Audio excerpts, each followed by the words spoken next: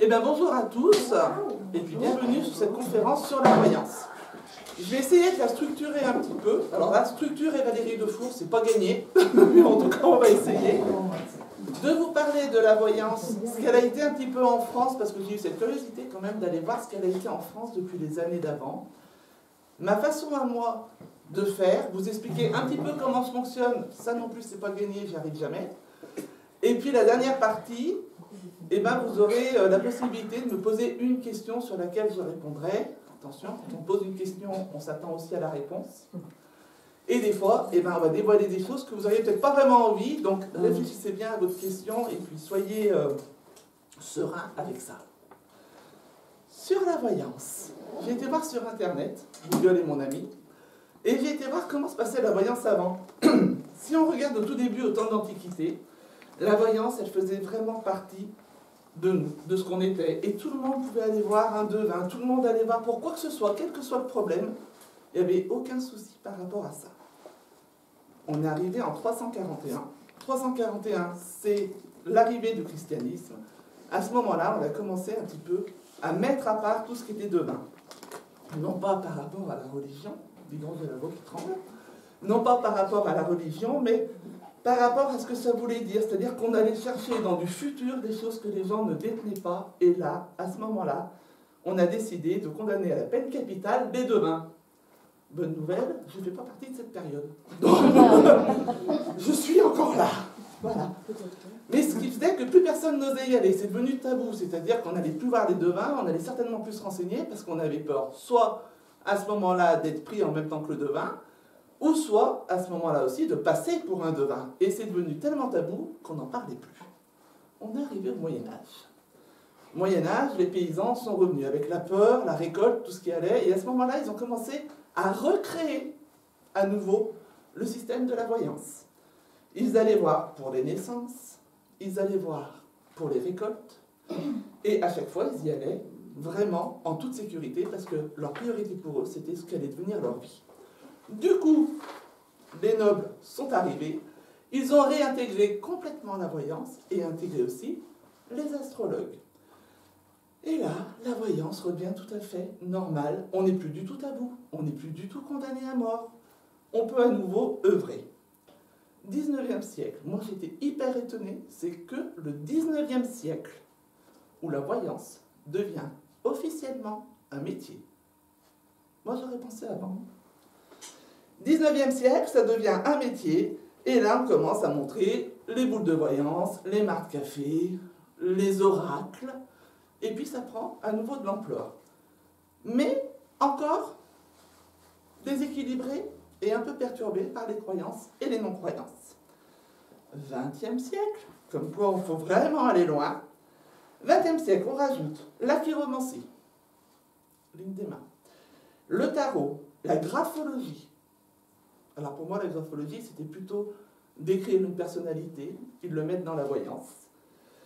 Et puis, on commence à tracer un lien vraiment très très étroit entre la voyance et l'astrologie personnelle. C'est-à-dire que l'astrologie était connue sur ce qui allait arriver au monde, et là, d'un seul coup, on commence à faire vraiment l'astrologie très personnelle. Alors, c'est toutes les données de Google. Alors, par moments, je suis vraiment tombé de haut en me disant, mais sûr que c'était d'avant, sûr que c'était passé mieux, mais non. Toujours 20e siècle, alors là, attention, floraison. La presse ouvre ses portes aux horoscopes, aux publicités et aux annonces. Dans ces annonces, jamais rien n'est contrôlé, donc faites toujours attention à ce que vous trouvez. Vous avez tout, et n'importe quoi. À vous d'essayer de vous faire confiance dans votre intuition, en tout cas quand vous vous dirigez. Et puis les médias, la radio, la télé, ça y est, on commence, on crée des domaines dans les émissions de voyance. Je vais repenser par exemple, vous devez tous avoir connu, des Chavannes, coucou c'est nous. À l'époque, il y avait justement toujours son petit côté voyance qui était là.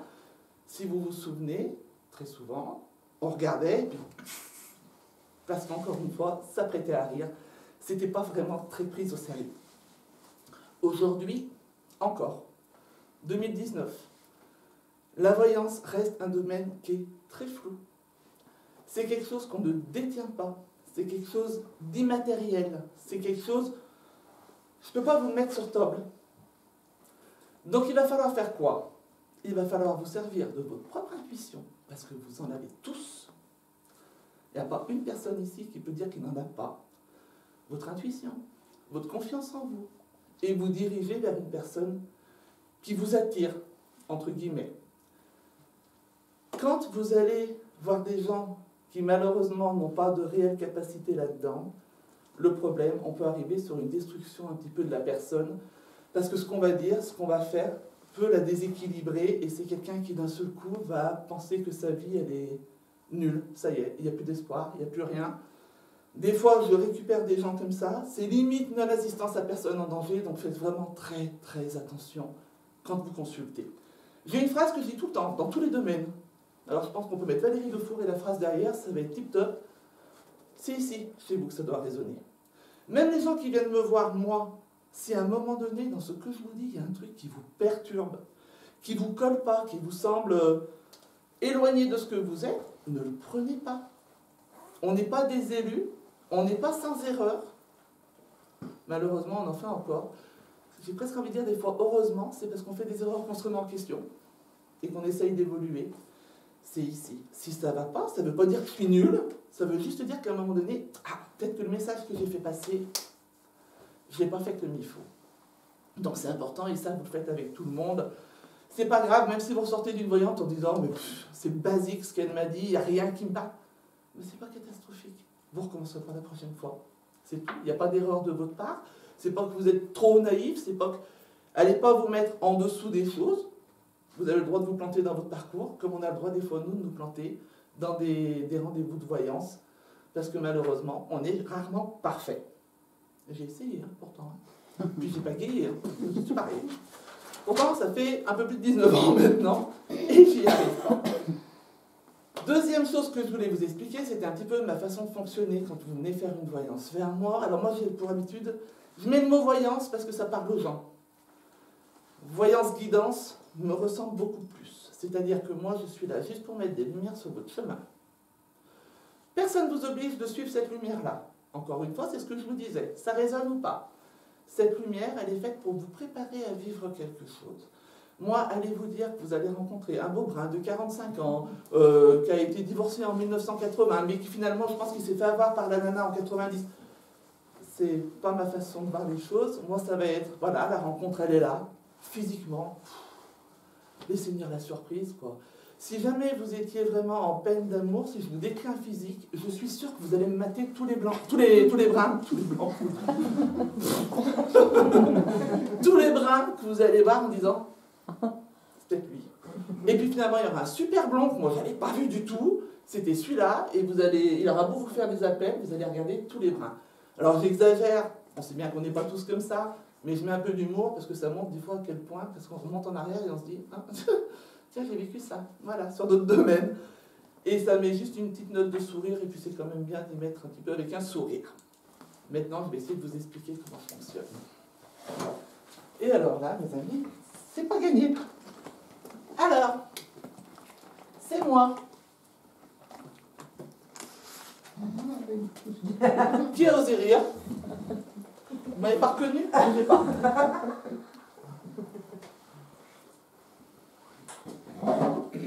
Lunettes, cheveux? Mieux? C'est moi, ok? Je vais prendre des couleurs différentes.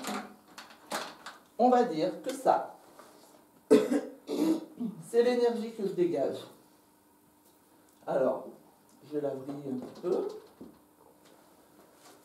Cette énergie-là, c'est ce qu'on appelle aussi notre esprit. L'esprit n'est pas un organe, c'est vraiment ce qu'on dégage. Je ne sais pas pourquoi, je ne connais pas cette nana, mais j'adore ce qu'elle dégage. Voilà, ce qu'elle dégage, ça va être là. Ou au contraire, je n'aime pas du tout ce qu'elle dégage. Et en fait, c'est juste que dans son énergie, il y a des choses qui ne nous plaisent pas, qui ne nous attirent pas. Ça, c'est mon énergie. Changement de couleur. Ça, c'est l'énergie du monde spirituel. On explique un petit peu plus. L'être humain, quand il décède, Alors pour le coup, je vais m'écoucher. Hein. Hop, son énergie, une fois que le cœur s'arrête, son énergie va partir et elle va se mettre au niveau de l'énergie spirituelle. D'accord? Quand on est à ce stade-là, ça y est, la vérité, on la détient. Quand on est à ce stade-là, soit on se la pète, ou soit on accepte qu'il y a beaucoup de choses qu'on ne détient pas. Quand je travaille, merci Fred pour toutes tes couleurs. Quand je travaille sans aucun support. J'ai jamais de carte. J'en avais, je vous expliquerai pourquoi je les ai enlevées. Donc je travaille sans support. Je suis comme ça, en face de vous. Et je vais laisser descendre les informations. Hop. Par exemple, voilà, dis-lui quand même que son chemin sentimental était très déséquilibré, il y a ça à régler, mais derrière ça va aller. Ça, c'est ce qui passe dans mon énergie. Sauf que, on est d'accord, on est toujours au niveau de l'énergie. Il y a une donnée supplémentaire, le mental. Et le mental, il est là. Du coup, mon énergie va me retranscrire avec des mots au mental les informations qu'elle vient de capter. D'accord? Ce qui veut dire, tous, à un moment donné, vous avez parlé à quelqu'un. Puis elle parle. Il faut que je lui dise, faut que je lui dise. Bon, excuse-moi, hein, tu ne prends pas, mais t'as pas eu un enfant à un moment donné, et puis il y a eu des soucis. Et l'autre, avec quoi tu viens? Bah oui. Et ça, vous avez vécu la même chose que moi. Ou de dire, va pas à cet endroit. Je le sens pas. Je te jure, vas-y pas parce que. Enfin, ou vas-y, hein, mais tu vas le regretter. La personne revient, elle dit, mais comment tu as su? Parce que vraiment, c'était pas cool. D'accord? Alors j'ai souvent tendance à dire, ça fait le L. Voilà, c'est-à-dire ça passe de l'énergie, ça rentre dans la mienne, et ça me l'envoie au mental. C'est quoi le plus dur à travailler, à votre avis, dans tout ça, pour arriver à un moment donné à recevoir? Le mental. Youpi. Le mental. Et c'est et votre meilleur ennemi, et votre meilleur ami. Meilleur ennemi parce que, au moins il est là, il vous protège, et de temps en temps il vous dit, oh, redescends ma fille. Et en même temps, parce que si jamais vous allez un peu trop loin dans ce que vous pensez être, ça va être votre meilleur ami, parce qu'il vous remet à nouveau à zéro en disant, mais hey, t'as vu, tu t'es planté là. Si tu t'es planté, t'es pas ce que tu penses.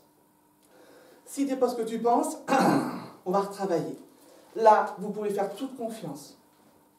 Vous ne serez jamais trahi parce qu'il vient d'en haut. Là, c'est votre travail de toute une vie. C'est presque même votre mission de vie. Moi, quand on vient me dire, c'est quoi ma mission de vie? Travaillez ça, vous verrez. Je ne suis pas sûre qu'à la fin, quand on va souffler notre dernier souffle, on soit en paix avec ça. C'est la mission de toute votre vie. Et c'est la plus belle mission, puisqu'elle ne concerne que vous. Et rien que vous. C'est donc ma façon de travailler. Est-ce que vous avez des questions là-dessus? Non? Allez, vous m'avez tous compris tout de suite? C'est clair. Je suis trop forte. Comment je travaille? Pourquoi je travaille sans carte? Je vais vous faire un petit parcours quand même rapide sur mon chemin, parce que je ne suis pas arrivé là en disant nickel, c'est fait. Quand j'ai commencé à travailler dans la médiumnité, ils m'ont vraiment fait partir. Alors je dis ils parce que pour le coup, j'ai eu l'impression d'être poussée tout le long, même quand je n'avais pas vraiment envie. De toute façon, aujourd'hui, je suis toujours la médium qui a le plus peur au monde, je pense. Hein. Moi, s'il y a un truc que j'entends que je ne vois pas, je suis sous la couette comme tout le monde. Hein. Voilà. Mais ils m'ont fait travailler d'abord sur le passé. J'ai donc commencé à voir les défunts, j'ai donc commencé à entendre leur vie, leur histoire, et à passer des messages. Ça a pris du temps. Il faut se faire confiance, parce que fatalement, quand c'est sur ma mère, c'est facile, les messages je t'aime. Et quand on commence à aller sur des gens qu'on ne connaît pas, et puis qu'on donne de vrais messages, de vrais conseils, là ça commence à interpeller, et du coup, ça aiguise la curiosité, et on avance toujours avec la curiosité. Elle est pas malsaine. Au contraire, elle est le moteur de ce que vous allez devenir. Et puis à un moment donné, je détiens bien mon passé, je suis trop contente. Boum, on me fait passer sur le présent. Je parle aux gens et en même temps qu'ils me parlent, je vois vraiment ce qu'ils sont en train de vivre là dans l'instant T. Donc c'est dérangeant aussi, je ne suis pas préparée à ça. J'adore, je trouve ça super, mais ça fait peur. Et puis j'ai des enfants, et puis j'ai pas envie qu'on me dise que je suis tarée, et puis j'ai pas envie qu'on me dise que ce que je vois, je l'invente. Et puis j'essaye d'avancer dans le présent. Et je fais moi, ça tape à chaque fois juste. Je suis contente, et ça y est. Non, pas ça y est. D'un seul coup, on me fait passer sur le futur.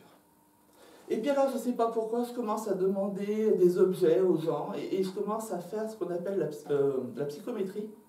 Et la psychométrie, c'est tenir un objet de la personne. Alors si elle est décédée, ben, vous allez capter la personne de ce qu'elle était de son vivant. Ou, avec l'objet, ben, ça m'aidait, c'était un support pour moi de me dire, bon ok, alors vous me parlez de votre fille, donc ça c'est votre fille, alors votre fille elle est comme ça, son caractère, son machin. Et je pouvais partir parce que ça me rassurait. Un support, c'est nous rassurer nous. Pas souvent pouvoir rassurer vous. D'ailleurs, quand on voit les cartes, très souvent, quand ah, elle n'est pas belle celle-là, c'est quoi, il y a un truc pas bien qui va m'arriver. C'est juste pour rassurer le voyant, le médium. Et puis, du présent, je passe au futur. Alors là, s'il y en a une qui est restée collée par terre, c'est bien moi quand j'ai vu que les premières choses que je disais se passaient, parce que je ne comprenais pas comment je pouvais annoncer des choses comme ça qui se passent. J'avais des cartes. Un super jeu, un oracle, c'est l'oracle des anges. C'est pour ceux qui aiment les cartes. Alors je ne me rappelle plus le nom de l'auteur, vous le connaissez, l'oracle des anges, non? Le dos il est rose avec des étoiles blanches, c'est un rose dégradé, c'est magnifique quand vous faites l'éventail, c'est waouh, c'est super, et les images sont super belles. Je ne me rappelle plus, tu te rappelles de l'auteur de l'oracle des anges? Non. Non, je demandais à Val derrière parce qu'elle a l'habitude de le voir, mais je ne me rappelle plus non plus, c'est pas grave. Et je commence. Alors ça allait bien, hein. Je fais comme tout le monde, je regarde mes cartes, et puis bon, bateau, voyage. Voyage, soit vous partez sur un voyage, vous avez de la chance, ou soit ça peut être un nouveau départ associé à quelque chose, donc on essaye de se laisser guider. Ça c'était le début de ma voyance, j'étais toute contente. Et puis je me sens à mon aise, et puis un jour quelqu'un vient, j'étale mes cartes, et, rien. Mais rien, même pas un détail. Oui, un bateau, un ange qui cherche son endroit pour se poser, et j'avais que ça. Et d'un seul coup, j'étais quand même en face de quelqu'un, et j'étais à ce moment-là déjà professionnelle. Et je fais comme ça parce que le stress était à l'intérieur. Je regarde le mur et je me dis, mon Dieu, qu'est-ce que je fais? Et là, oh, des images au mur. Des images, d'accord? Encore une fois, ce n'est pas mes yeux qui vont voir les images, c'est mon énergie qui capte, et qui balance au cerveau comme des hologrammes qui nous donnent l'impression de voir des images au mur. Et je parle sur mes images que je vois, finalement c'est mon oracle mural, voilà, et je parle là-dessus. Et la personne en face de moi me dit oui, oui, oui, ah ben c'est tout à fait ça. Merci, j'étais contente. Et je m'habitue à ça. Oh c'est génial, mais j'ai toujours mes cartes. Parce que mes cartes à ce moment-là sont encore mon support. Je me cache derrière ça en disant, oui, mais parce que le consultant, il aime bien tourner ses cartes. Je crois que j'aimais bien aussi toucher mes cartes quand ça à l'époque, je commençais à stresser. Et puis un jour, donc le temps passe, hein, il se passe des mois, vraiment, et puis un jour, pareil, consultation de voyance. Je regarde le mur, oups, muet, d'accord, donc c'est pas grave, je regarde les cartes, muet. Et là, vous dites, soit je pars en courant, mais bon, je suis chez moi, c'est quand même dommage. Soit je dis à la personne, je suis désolée, il n'y a plus rien, ou soit, et ça c'est moi, je suis très têtu. Et je me dis, il faut que je trouve le truc, maintenant. Donc, je dis juste à la personne, vous m'entendez, le temps que je me mette en connexion avec vous, ça fait bien vos connexions, le temps que je me mette en connexion avec vous, et d'un seul coup, j'entends.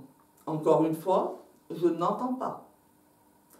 Mon énergie reçoit, me balance en côté télépathique, c'est-à-dire que si aujourd'hui, là maintenant, à l'instant, vous faites tous l'essai dans votre tête de dire « faut que j'aille acheter mon pain en pensée », vous l'avez tous fait, c'est exactement cette voix-là que vous allez entendre quand on vous parle. D'où, mental, confiance en vous-même. Ça arrive par moments qu'on ait des sonorités différentes, mais réellement et sincèrement, c'est tellement rare. Commencez déjà à faire pote avec votre mental. Ça sera votre meilleure solution. Et donc, j'entends.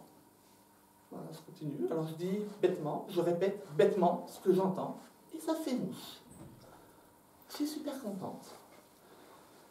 Et puis, à un moment donné, je dis à ma collègue, à Val, je lui dis, mais en fait, je mens aux gens. Pour moi, je ne suis pas honnête parce que je leur mets des cartes. Et je ne sais pas ce qu'elles veulent me dire, ces cartes. Elles sont belles, c'est tout. Elles sont belles. Et elle me dit, enlève tes cartes. Non. Pas tout de suite. Là, maintenant, non. Et en fait, j'enlève mes cartes.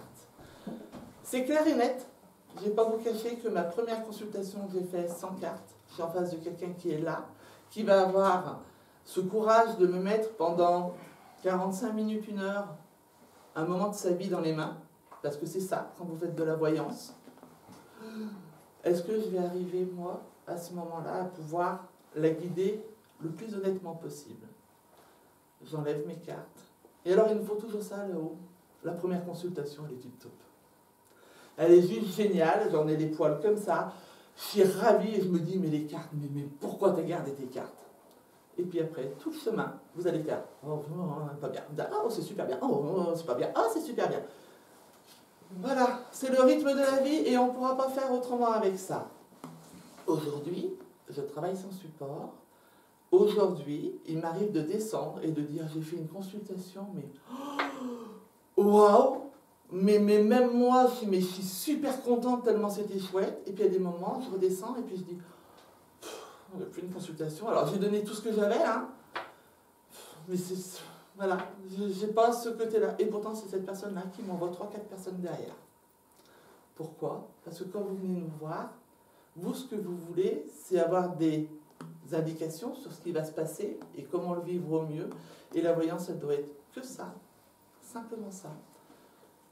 Et si à ce moment-là, moi j'ai guidé parfaitement et que la personne n'a jamais vu quelqu'un comme moi, bah, finalement elle repart heureuse. Mais moi qui sais ce que je peux être à des moments où je suis au top, c'est moi qui vais être un peu moins heureuse. Qui a raison à ce moment-là entre les deux? Finalement, c'est elle qui vient, qui a besoin de moi. Si j'ai pu la renseigner au mieux, c'est vraiment le meilleur moyen que j'ai pu faire et que j'aurais trouvé pour elle. C'est pour ça qu'il est important quand vous allez quand vous allez faire de la voyance, c'est vraiment un éclairage de votre vie. Moi, j'ai des gens qui viennent, et des fois, ce que j'entends, mais ça me ferait hurler. Alors, comme je n'ai pas une jolie voix quand je hurle, je ne le fais pas. Mais je vous assure qu'il y a des moments, je me mords la langue en me disant, mais mince, quoi, comment on peut donner des messages comme ça aux gens? C'est-à-dire que les gens, ils vont arriver, ils seront complètement bloqués dans leur vie parce qu'on leur a dit, ah ben non, là, vous n'allez plus rencontrer personne maintenant. Hein. Ben, vous faites comment à ce moment-là? Comment on fait pour plus rencontrer personne, enfin pour pouvoir rencontrer quelqu'un, si d'entrée on vous dit que de toute façon, dans votre chemin, on me dit que c'était le dernier, celui-là. Alors c'est encore pire, parce que si c'est on me dit, ça veut dire que c'est le monde spirituel, donc ça veut dire qu'on ne peut pas se planter, donc ça... Bah si. Alors c'est pas le monde spirituel qui se plante, c'est nous, bien évidemment.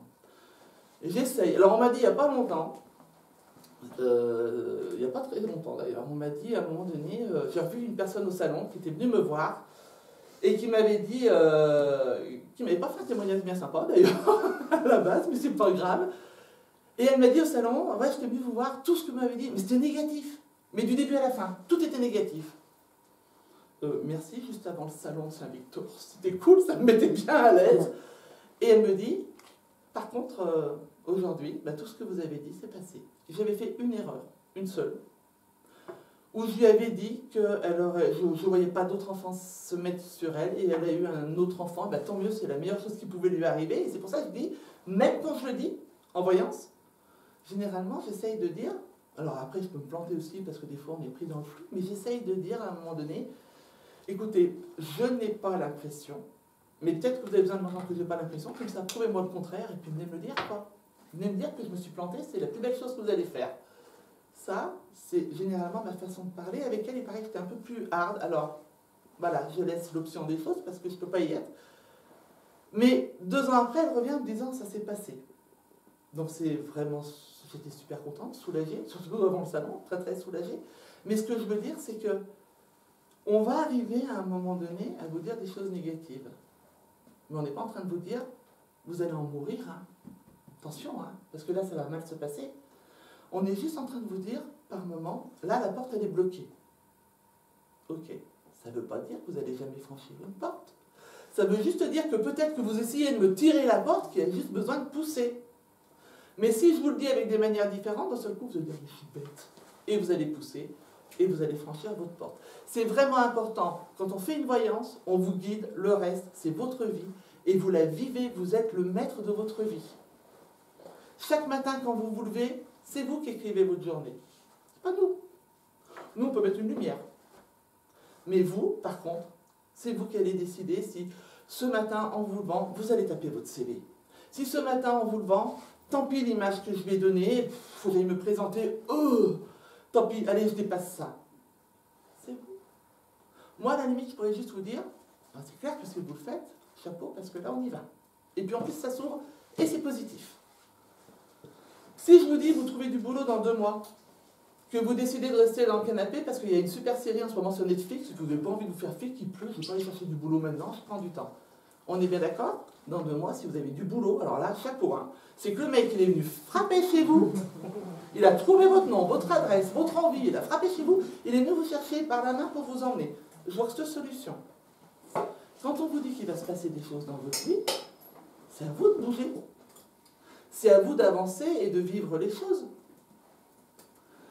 Si vous ne faites pas, on n'est pas passé à côté de l'offre de votre vie, c'est juste que peut-être qu'à la place de faire des petits boulots, bah, vous aurez un moment creux, jusqu'à un moment donné où ça va revenir dans votre tête et vous allez dire, allez, peut-être demain je m'habille, et peut-être que demain je sors, et peut-être que demain j'irai frapper à la porte des entreprises. La voyance, c'est ça. Nous, on met les lumières. Vous êtes les acteurs, on vous met en pleine lumière, jouez le plus beau rôle de votre vie. Ça vous appartient. Ça ne nous appartient pas. On est juste le projecteur à ce moment-là. Est-ce que vous avez des questions par rapport à ça?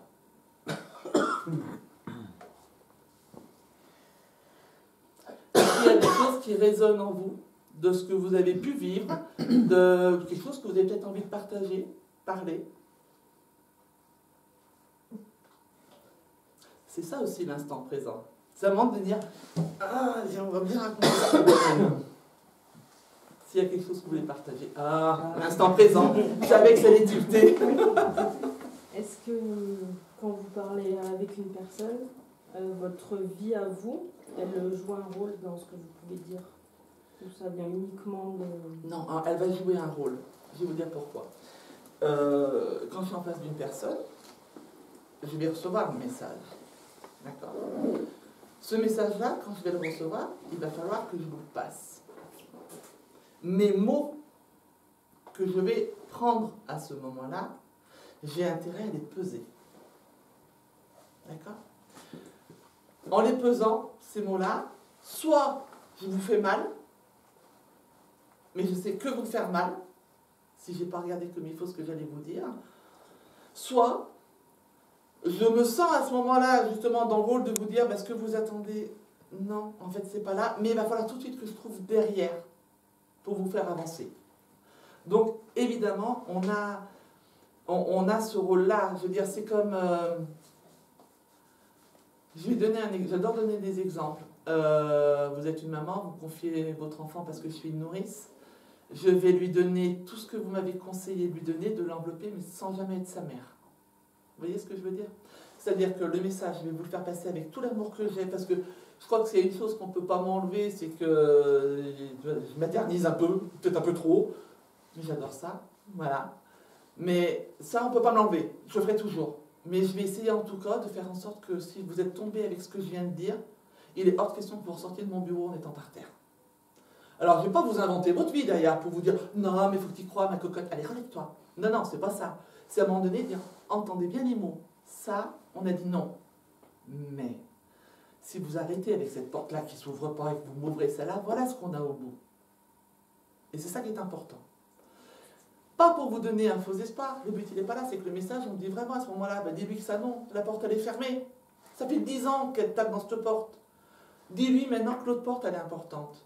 Et puis, c'est le moment d'y aller. Donc, c'est gentil, dis-lui que l'autre porte est importante. En attendant, c'est moi qui dois dire. Et c'est là où j'ai un rôle dans votre vie.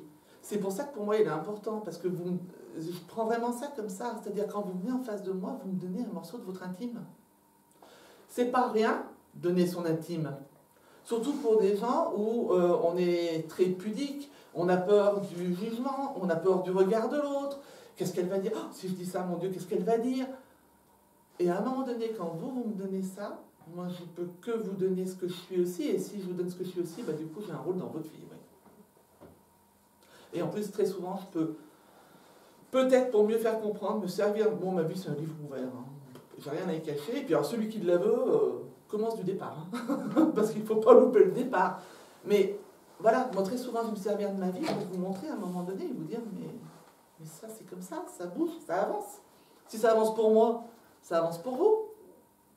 Donc oui, je donne de ce que je suis. Autre question?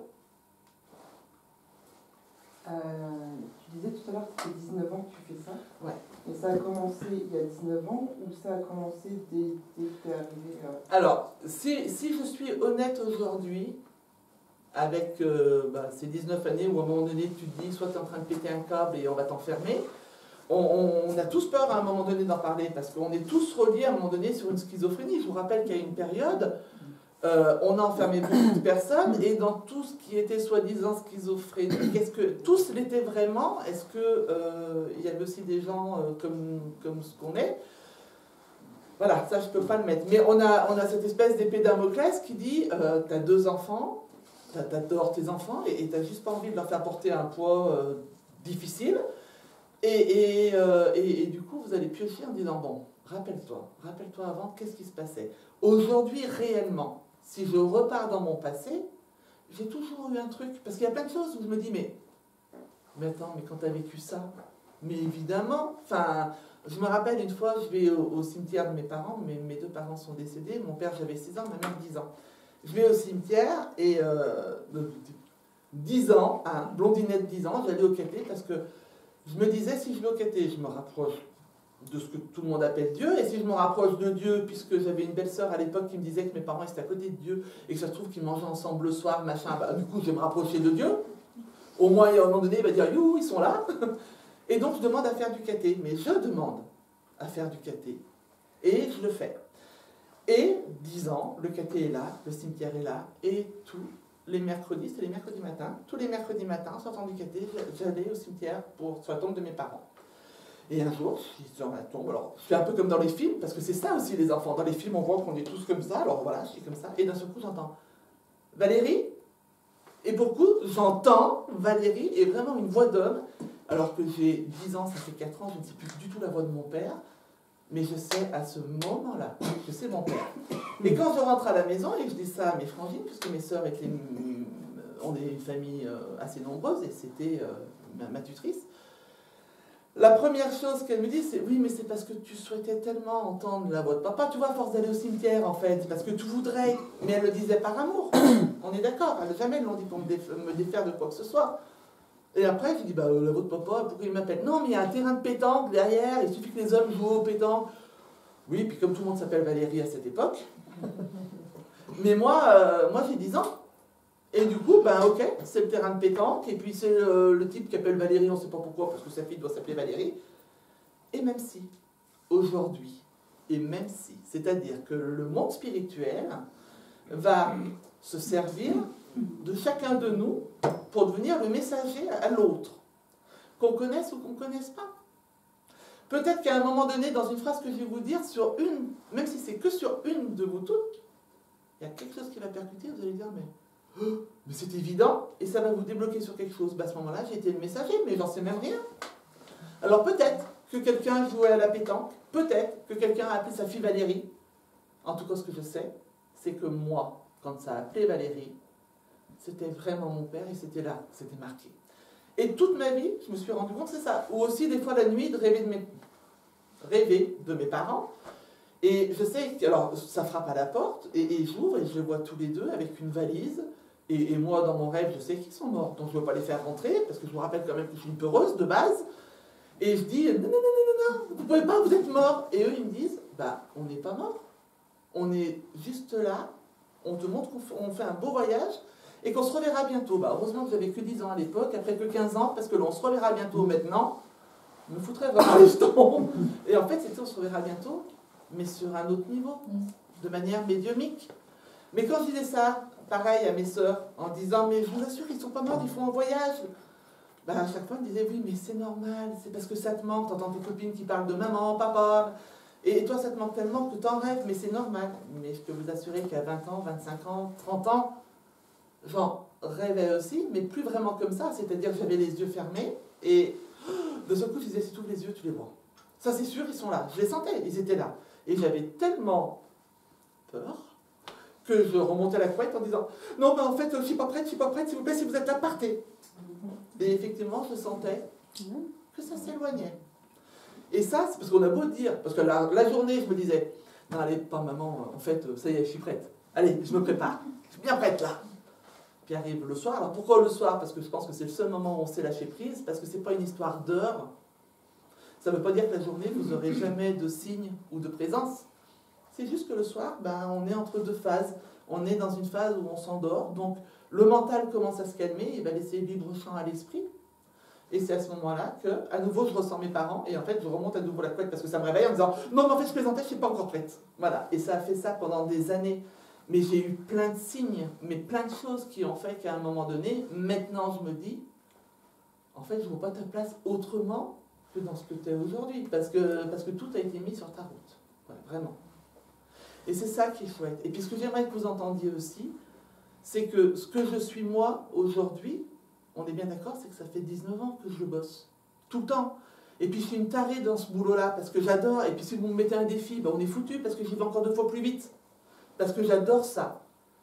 Mais si vous commencez, vous, aujourd'hui, à vous faire confiance, mais vous allez voir que la porte, elle est déjà ouverte. On n'est pas en train de vous dire, il faut l'ouvrir, votre porte. Elle est ouverte. Par contre, commencez à trouver peut-être les astuces pour calmer le mental. C'est juste ça. Par moments, il y en a qui vont dire, je sais pas, ouais, mais moi j'y arrive mieux quand c'est le soir, justement. Tiens, j'y arrive mieux quand c'est le soir. Ou quand j'ai bu un verre. Pourquoi? Parce que si vous avez bu un verre, vous êtes à nouveau dans le côté détente. On lâche un peu le mental. Et puis on aura moins de mal de dire, bon, si c'est pas ça, tu m'en veux pas, attends, je te raconte le truc. Et puis vous allez le dire. Et en plus, on tombe pile poil là-dedans. Et c'est ça. Et tous, vous l'avez. Il n'y a pas d'élus. Ça n'existe pas, les élus, dans le domaine spirituel. Ça n'existe pas. Il n'y a pas de grands voyants, de grands médiums. Je fais partie des grands médiums parce que je suis 1m80. Alors, fatalement, je suis plus grande que celle d'1m60. Voilà. Ça n'existe pas. On ne peut pas être plus grand, plus fort, plus... On est, avec un E majuscule. On est ce qu'on est, tout simplement. On ne parle pas alors, pardon, à ce moment-là de dons, parce qu'il y en a qui disent que c'est des dons. On peut tous avoir accès. Alors ça reste ma vérité, d'accord, hein? Et ça n'est que ma vérité. Mais je peux vous assurer qu'aujourd'hui, si vous commencez à ouvrir les portes et que vous allez taper dans ce qu'on appelle les dons, vous allez vous dire, bah alors moi aussi. Évidemment, à partir du moment où vous le travaillez, ça vous est jamais arrivé réellement de penser dans votre tête, ou peut-être de ne pas oser le dire, parce que, encore une fois, la peur du ridicule, les choses. Mais de penser dans votre tête et de dire, elle ne devrait pas le faire. Il ne faudrait pas qu'elle le fasse. Et puis on ne dit pas parce qu'on a peur de se rendre ridicule. Ça vous est jamais arrivé d'avoir quelque chose pour quelqu'un? Ouais, de sentir un peu les choses d'intuition, des choses comme ça, de se dire... Mais c'est quoi l'intuition? Ouais. C'est ce qu'on peut appeler don. Moi, très souvent, je dis capacité.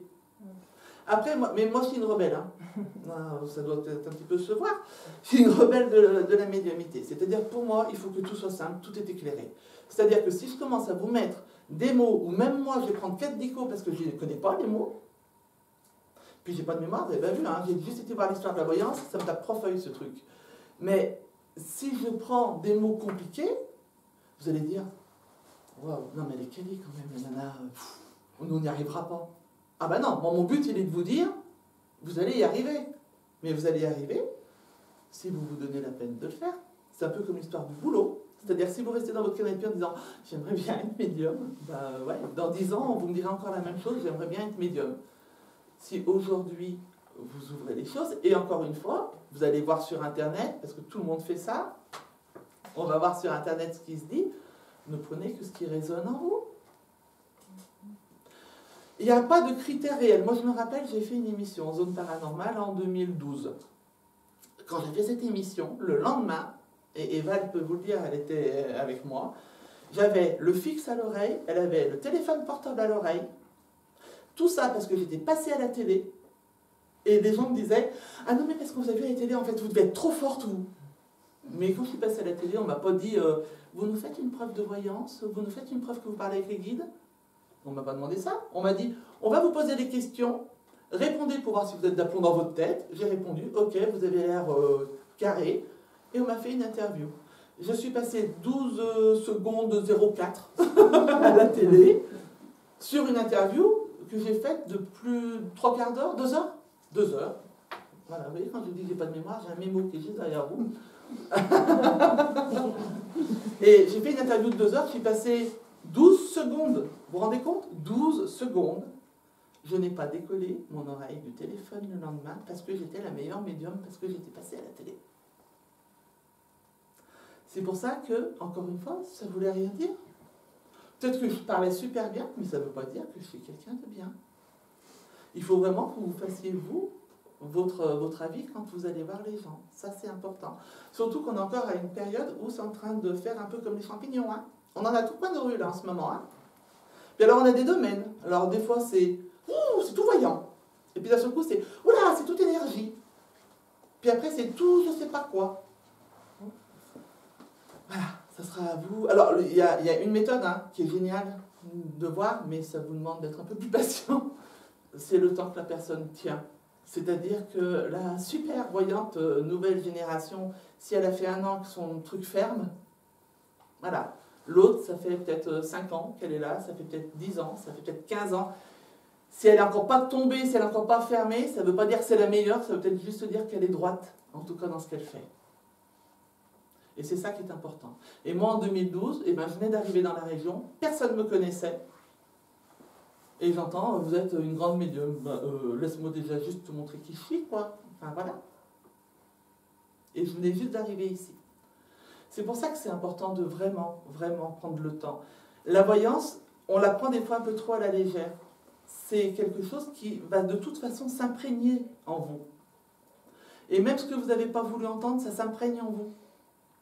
Donc c'est important, vraiment, d'y aller en tout état de choses. C'est-à-dire, même quand vous venez me demander une question, qui va être, on va bientôt passer à l'autre partie, qui va être cette question-là, et c'est là où je vous disais, réfléchissez à votre question. C'est pas anodin. 1, est-ce que vous êtes prêt à entendre la réponse?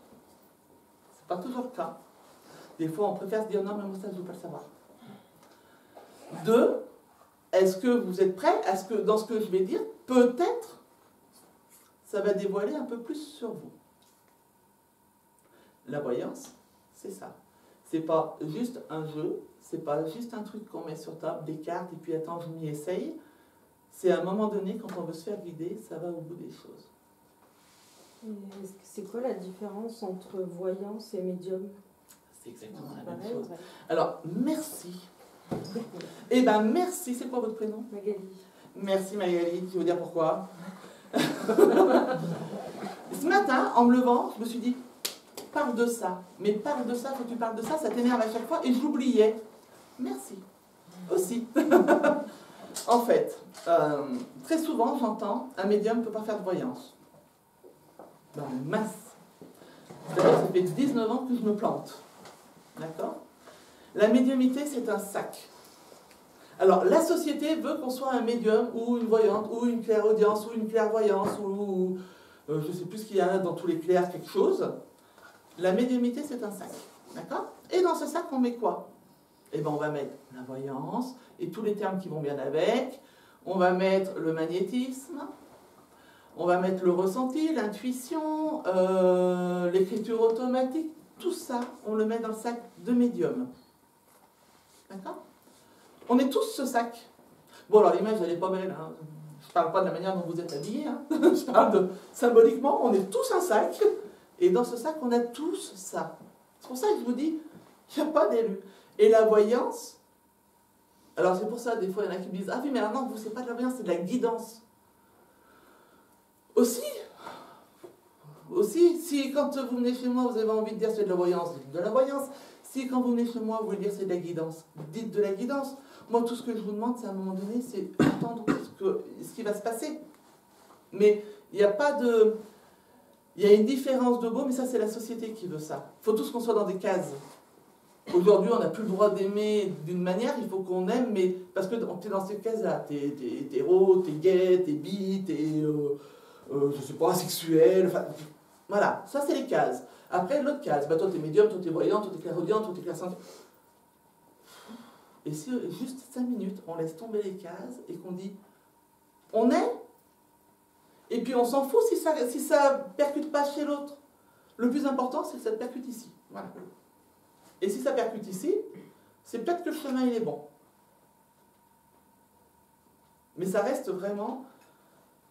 Quand on met des cases, ça veut dire que déjà on est en train de dire moi je suis, toi t'es pas.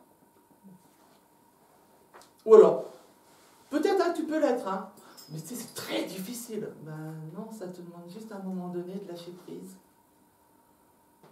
Et alors, le lâcher prise, il n'y a personne qui va me le demander, mais au bout d'un moment on va me dire, je suis sûr, ouais mais c'est facile de lâcher prise, mais on lâche prise comment? Oui, c'est pas simple.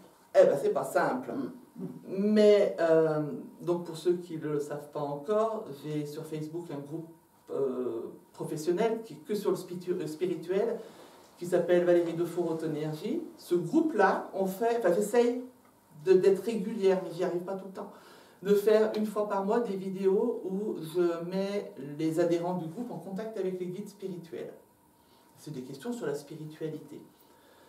Et je ne sais plus qui avait posé la question sur le lâcher-prise. Bref, la réponse, elle a été géniale. Et c'est ce qu'il disait. Il disait, respire. Respire. Là, vous êtes en train de lâcher prise. Parce que pendant que... il n'y a rien qui passe là. Le lâcher-prise, c'est ici et maintenant. On ne vous demande pas de ne pas avoir d'idée dans la tête, vous n'allez pas y arriver. Et puis vous allez vous battre en plus avec ça. Parce que vous allez commencer à dire, allez, je lâche prise. T'as pas éteint ta casserole. Mince. Ah non, attends, je lâche prise. T'as donné la clé à la fin. Ah, voilà. Et vous allez faire ça tout le long, et vous allez dire, j'ai fait un quart d'heure de méditation, je n'ai pas lâché prise. Oui, bon, ça, je vais bien vous croire. Hein. Puis en plus, un quart d'heure, vous êtes fort. Hein. Moi, je fais une demi-minute. Parce que ça, je ne suis pas patiente. Ça aussi, c'est un autre de mes défauts. Je ne suis pas patiente. Donc, en fait, c'est juste ça. C'est le...